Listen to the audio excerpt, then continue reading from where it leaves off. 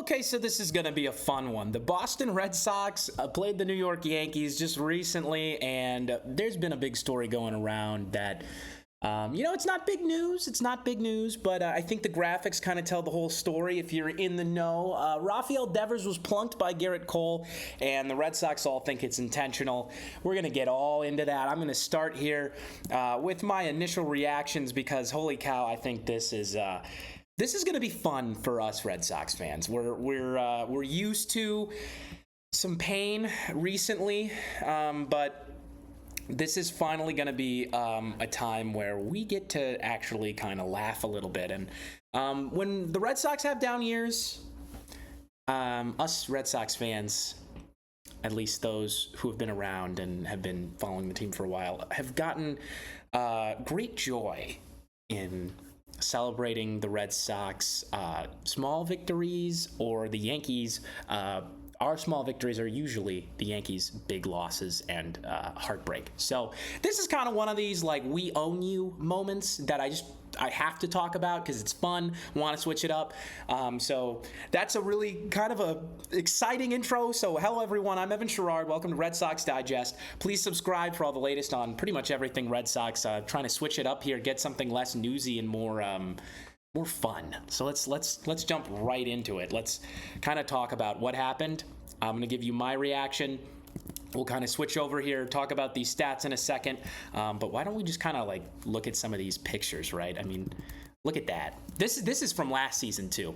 That's a great image of just kind of what we're going to be talking about. So for those that don't know, Rafael Devers owns Gerrit Cole. At least he has for the past however many years they've faced each other, like 8 or so, maybe more. Devers is a left-handed slugging machine. He can hit everything and anything. He's been kind of going through a slump that I sort of think has to be related to his ongoing shoulder soreness, probably playing through an injury, but we don't know that for sure. We'll get that at the end of the season, I'm sure, but pretty much every time Gerrit Cole, who's an ace for the Yankees, was an ace for the Astros, was an ace for the Pirates, plays the Red Sox, he gets clobbered. And specifically, he just can't seem to get out of Rafael Devers' hot zones.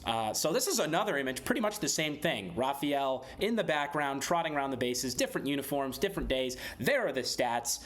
We're going to get into the history more, but I do really want to touch on my reaction here. I just think it's kind of funny. I'm glad that Devers is okay. I'm glad that there wasn't some crazy retaliation and benches clearing. I'm all for that, but also at the same time, I'm totally against it. I love seeing the passion. I don't want to see anybody get hurt. It is a sport. It is a job for these athletes who are playing at the highest level. You don't want to get hit by any object moving at 100 miles an hour, especially how Gerrit Cole can throw it. I'm pretty sure that the ball he threw is 91, so not as hard, but still. Are you telling me that you want to get hit by something 91 miles per hour? What if this like charging brick came at you that fast? I don't think so. I don't want to. So that's my take on that. Whether I thought it was intentional or not, I do. I just thought it was too early in the game. It was kind of weird. Gerrit Cole's control was not the best that day. Could he have lost it? Absolutely. I mean, either way, at this point, I don't really care whether it was intentional or not. I just kind of think it's a lousy move because if you're a great pitcher, I am of the mindset that you should go after a guy. Like, figure it out. Greg Maddux once gave up a home run to a guy intentionally against Barry Bonds in the regular season. So when he got to the playoffs and faced Barry Bonds, he would not throw the same pitch, and he'd throw an away changeup. Barry Bonds was waiting for something inside. He's like, I want to throw it inside now. And his catcher was like, what the heck are you talking about? You told me not to. And then he did. And then playoffs, he struck him out. So that's the kind of thing that elite pitchers, I think, should be doing, even though that's like what kind of crazy mindset Greg Maddux had. So I'm all over the place. Let's get into the history. Let's kind of touch on some of that head-to-head matchup. So I brought these stats here with me. Let's get it in the big screen. You've seen enough of me so far. Gerrit Cole versus Rafael Devers, 46 plate appearances. Rafi is batting .350 with a .435 on base and a .975 slug with 8 home runs. So although I don't have any other stats, I've heard it a bajillion times on the broadcast. Rafael Devers is the all-time best home run hitter versus versus Gerrit Cole. And he's had 2-3 home run games against him, one with 8 RBIs and 7 RBIs. Are you kidding me? And how about in that game where he had 3 home runs and 7 RBIs? He also had 3 walks. He got on base 6 times. And I mean, these stats are really just incredible. Oh my gosh. I mean, the fact that he's only hit home runs against him in 4 games, but he just, like, every time he sees him, boom, home run, boom, home run, boom, home run, and then he did it again. It's just incredible. This kind of all stems from, the Red Sox take a dip. Obviously, in 2021, for those who weren't following the Red Sox closely, they made it to the American League Championship Series and lost to the Astros, so the Astros went to the World Series. Red Sox just petered out beforehand.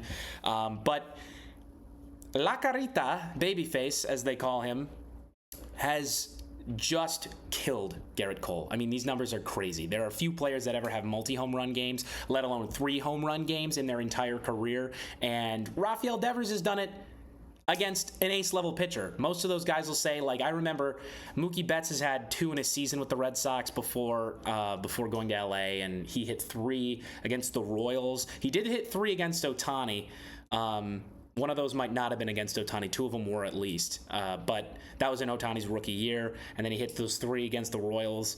And the Royals were not a good team at the time, and they didn't have anybody pitching that was exceptional. That might have been Mike Minor. I don't quite remember that, though, enough. But that's the head-to-head here. I mean, this is all the juicy information we're getting at. But now I want to get to the comments here. So I'm going to bring up some graphics just because these are really this is what the story is. Alex Cora came on the presser. This is really what made this a story. Guys get hit every day, but AC, the manager of the Red Sox, said, I felt like the first at-bat he hit him on purpose, and he doesn't want to face him. And we kind of talked about why he doesn't want to face him. I mean, you have 2 multiple home run games against this guy, let alone a multiple home run game, 2-3 home run games against him. He just makes him look like a fool all the time. Not that the Red Sox don't usually do that. I know Gerrit Cole had a better game against the Red Sox earlier this season where I think he went scoreless in that game. I just can't remember now because it was a few months ago. But yeah, as a Red Sox fan, this makes me ecstatic. At this time that I'm filming the video, the Red Sox are at 500 again. And for someone who's had a lot of hope, I think this kind of thing at least picks me up as we're heading to the playoffs. If we do or don't make it, we're still in it, but that's all that's there, and I just love that. And we've got some more here, so there's AC's quote again, but the one last one this is kind of all jumbled up here, but if you can follow it, there are 3 quotes here, one from Rafi, one from Brayan Bello, and one from Gerrit Cole. And Devers said, pretty much, he's like, I was surprised. And also, huge compliment for Devers to be calling Gerrit Cole at this point in his career a future Hall of Famer. I think he's probably right, but getting into the Baseball Hall of Fame's no picnic. But Gerrit Cole certainly has a strong resume, and if he keeps pitching like he has been and it doesn't have a significant drop-off, yeah, I'm sure he'll be there. But yeah, Devers felt like he panicked. Bello, quick quote, just kind of said, showed a lot of weakness. And yeah, I kind of agree. It seems like he's so demoralized when he plays Devers. And lastly, Gerrit Cole says they grabbed the momentum and it looked like the wrong move. And I agree. That kind of makes me think it was intentional. Like that was a specific move. Like I understand putting Devers on first there, hitting him. And then there was the situation where they did intentionally walk him. And then the Red Sox scored 7 runs. So that was cool. Hold on, that might actually be, never mind.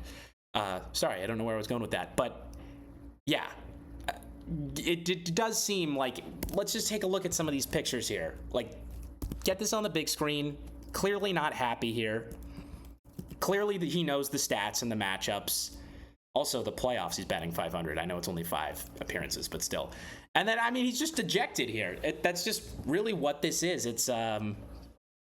It is fun as a Red Sox fan to just watch Rafi crush baseballs, whether they're over here or right down the middle or like, oh yeah, there's one down there. I mean, I probably need to take an airplane from Boston to New York to get there, but I think I can just stick. Oh, it's gone. Cool.